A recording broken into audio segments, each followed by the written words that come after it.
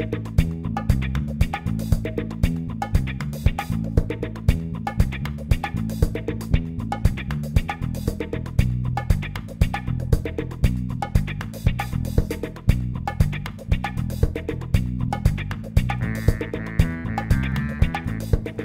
dois dire qu'une partie de l'énergie vient des gens pour lesquels on se bat, qui nous soutiennent, qui nous remercient, qui nous encouragent, qui nous réconfortent quand il le faut. Et je dois dire que c'est un des éléments du carburant dont on a vraiment besoin, et ça marche.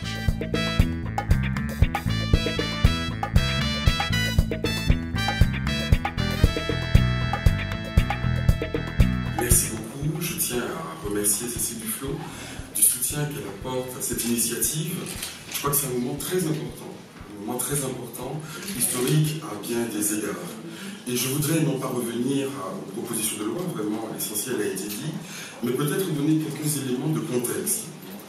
Lorsque nous avons commencé cette campagne sur la question des réparations en 2012, que n'avons-nous entendu?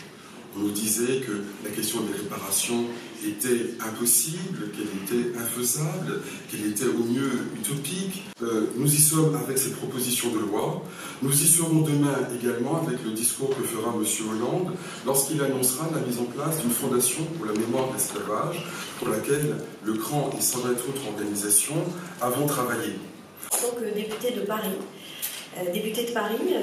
Parce que je considère que ce sujet n'est pas un sujet qui concerne les héritiers de la traite négrière ou qui concernerait certains territoires de la République française, mais qui concerne toute notre histoire. Je suis ici pour vous présenter deux propositions de loi qui ont été déposées, qui vont être enregistrées demain. Une qui tend à la réparation des préjudices résultant de la traite et de l'esclavage colonial, et une autre sur la reconnaissance du travail forcé comme crime contre l'humanité et la réparation des préjudices qui en résultent.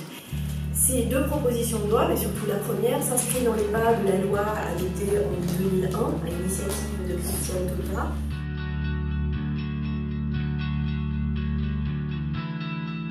Ce sera ma dernière proposition de loi déposée comme députée lors de cette mandature.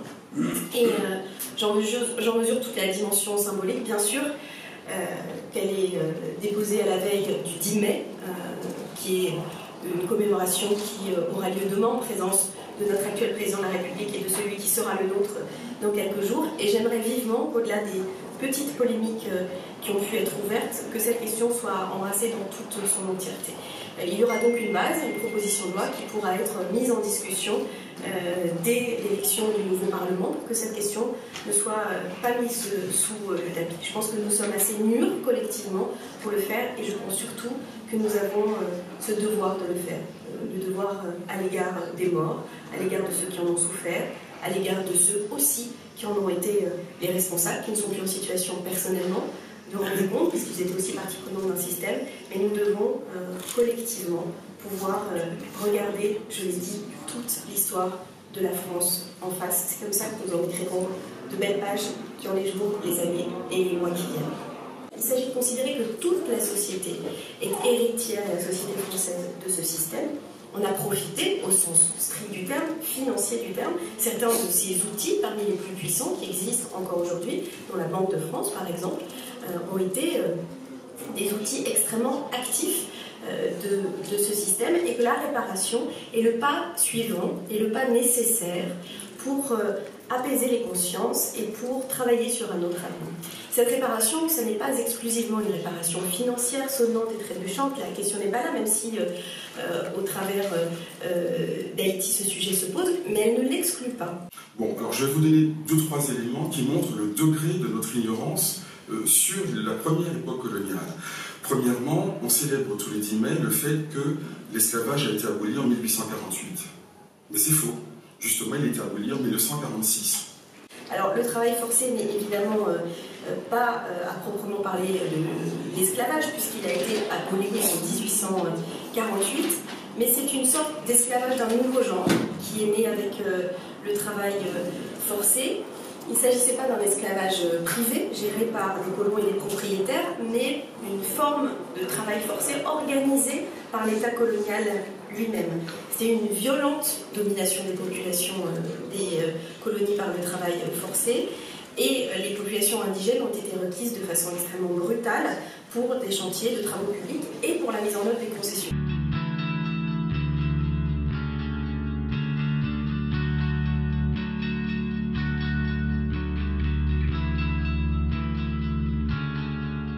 Nous souhaitons travailler pour que l'Organisation internationale du travail reconnaisse ce travail forcé comme crime contre l'humanité. En d'autres termes, que l'on porte le texte initié par Cécile Duflot au niveau international. Du reste, dès les années 20, l'OIT qui existait déjà, avait déjà condamné la France en disant en substance: quelque nom que vous donnez à cette pratique de travail forcé, c'est de l'esclavage, et cela contrevient à la fois au droit français et au droit international. Il se situe a posteriori de l'abolition de l'esclavage, donc on considère effectivement que les choses sont différentes, mais cela a duré extrêmement tard. En juillet de 1922, pour donner cet exemple, les autorités françaises de Brazzaville ont signé une convention avec la Société de construction des Batignolles pour relier par le rail la capitale de l'Afrique équatoriale et du Congo français à Pointe-Noire sur la côte atlantique. La société a alors la permission d'employer des indigènes dans le cadre du travail forcé. Ils ont, pour certains d'entre eux, franchi près de 2000 km dans des conditions matérielles et sanitaires désastreuses, et ils sont regroupés dans des camps ferroviaires.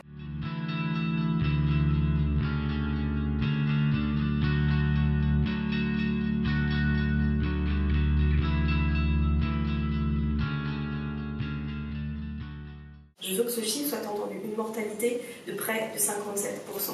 C'est inhumain, et dans le débat qui a eu lieu à l'occasion de l'élection présidentielle sur la question de la colonisation ou sur ses bienfaits, certes, il y a eu une ligne de chemin de fer entre Congo-Brazzaville et Pointe-Noire, mais à quel prix? Au prix de milliers et de milliers et de milliers de morts. Cette histoire, elle est derrière nous, elle existe, elle a existé, on peut en chercher les responsables, en comprendre les ressorts, mais on doit surtout la regarder en face, la regarder telle qu'elle a été, la regarder avec franchise, avec humilité, avec respect pour ceux et celles qui en ont été victimes, et avec une obligation, celle là aussi d'envisager cette question de la réparation après avoir reconnu la réalité des crimes commis lors de cette époque. Je pense que c'est un devoir qui nous revient à tous et toutes, sans craindre du tout la question du débat souvent caricatural qui ressort à chaque fois qu'on aborde ces questions. Si l'on accepte notre histoire, l'histoire de la France, qui est un beau pays, un grand pays, il faut l'accepter toute. Il faut l'accepter toute et regarder avec autant de précision et d'acuité les pages glorieuses comme les pages les plus sombres, les plus tragiques, ou, pour celles dont je parle, les plus honteuses. Il faut la regarder toute, il faut la réparer, et il faut ensuite continuer notre histoire commune en France, venue de beaucoup d'histoires, de beaucoup d'origines, et notre histoire commune avec ces pays qui ont connu la colonisation, qui ont connu l'esclavage, et avec lesquels nous avons le devoir de construire une relation d'égalité. Voilà le sens de ces deux propositions de loi. Voilà aussi le sens de mon engagement en tant que députée parisienne. Je le redis, c'est un sujet qui ne concerne pas uniquement les ultramarins ou quelques personnes portées sur ces questions. Valait-il mieux être indigène au Congo belge ou au Congo français, ou esclave en Martinique ou en Guadeloupe en 1750? C'est la peste et le choléra.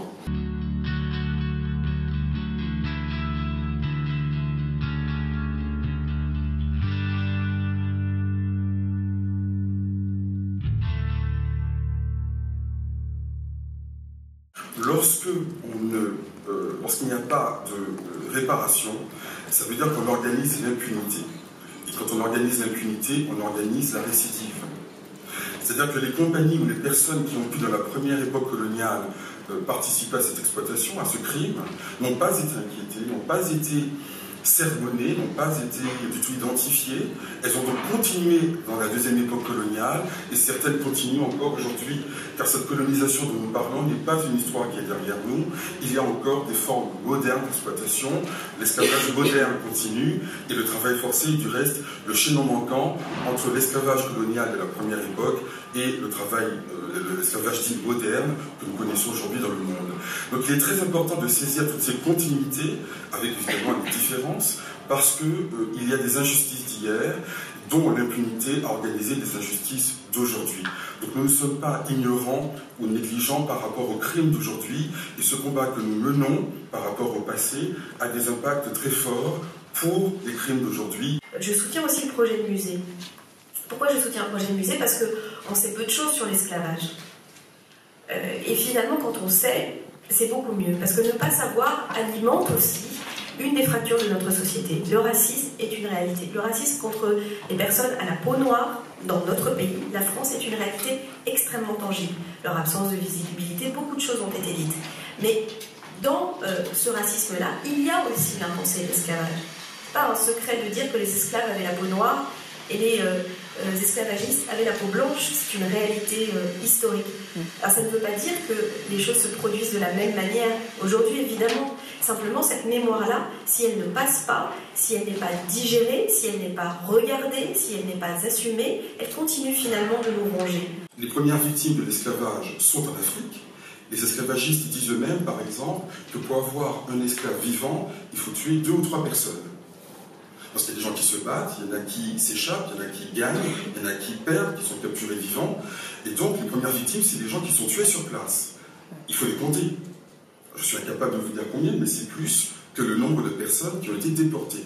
Donc, il faut prendre en considération les personnes qui sont mortes en Afrique, mais aussi les personnes qui sont nées aux Amériques.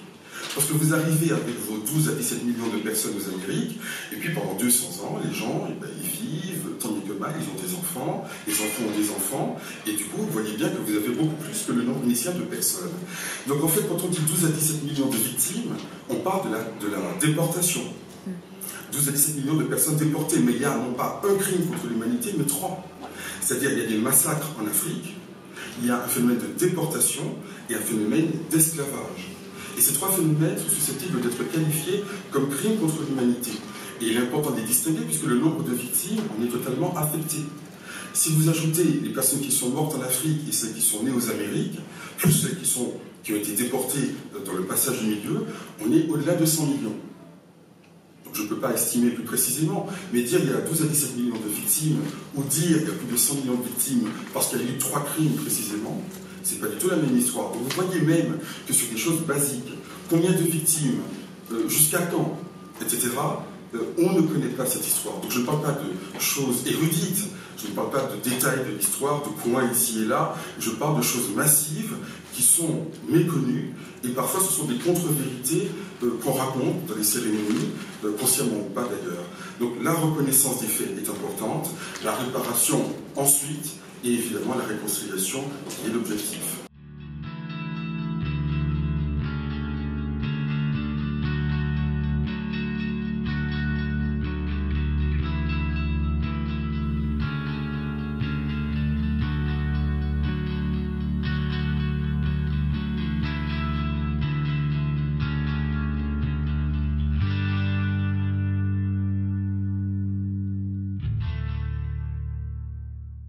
L'existence d'une fondation et d'un musée permettra aux historiens de travailler, permettra aux historiens d'avoir des moyens, d'avoir aussi des moyens d'exposition, de montrer l'esclavage dans toute sa complexité. J'ai dit tout à l'heure, de façon un peu rapide, les esclavagistes étaient blancs et les esclaves noirs, mais il y avait aussi, on le sait, une organisation de la déportation par certains Africains eux-mêmes contre une partie des habitants du même pays ou de la même zone, avec tous les processus qu'on a pu voir à l'œuvre aussi au XXe siècle. Donc il faut embrasser toutes ces responsabilités, toute cette complexité, et laisser aussi des historiens travailler pour aboutir à une analyse la plus précise possible des événements. Et il n'est pas trop tard pour le faire, et on est effectivement encore beaucoup dans le flou.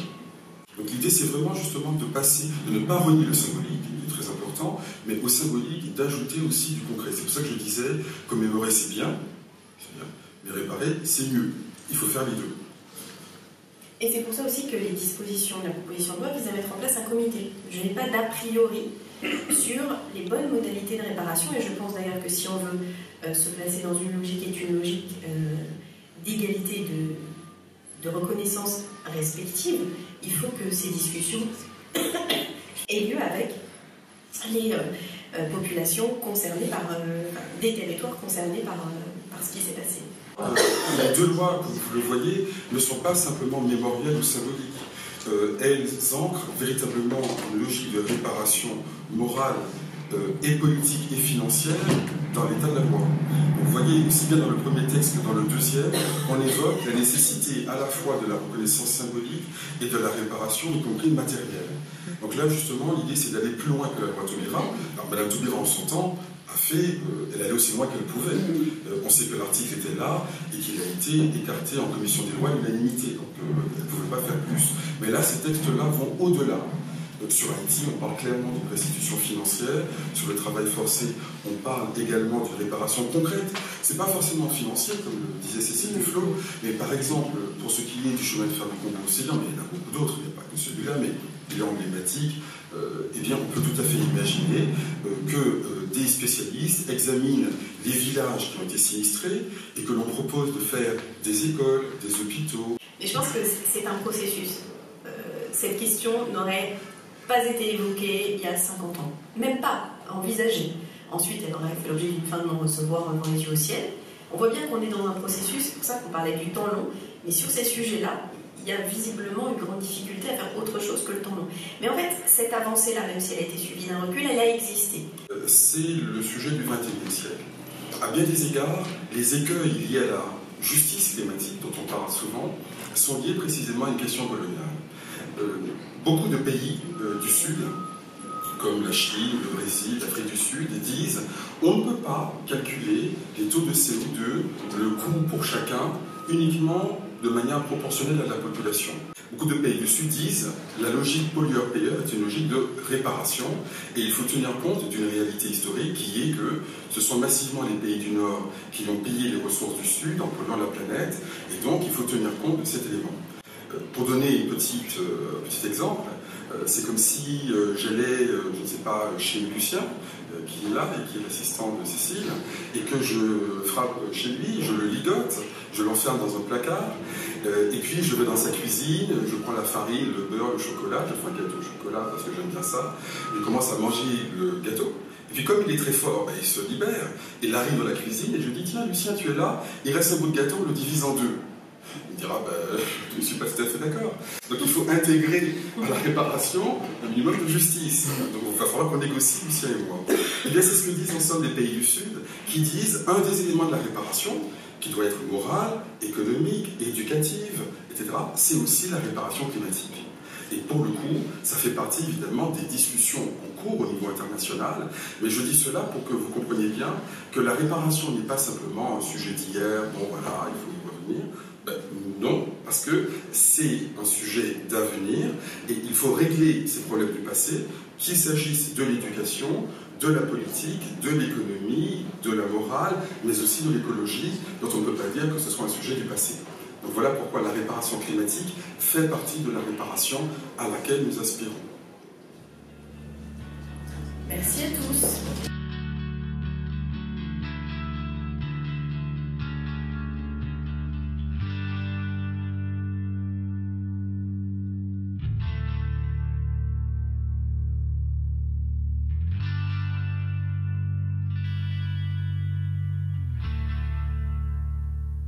Et quand il y a des gens qui vous insultent, ça arrive, et bien quand il y a derrière des gens qui au contraire vous encouragent, et bien ça permet de se dire on est dans la bonne direction. Donc c'est au fond la seule chose qu'on attend, c'est de pouvoir continuer en se disant je ne me trompe pas, les gens que je crois défendre se reconnaissent dans le combat, donc il faut que je continue, je dois me battre jusqu'au bout.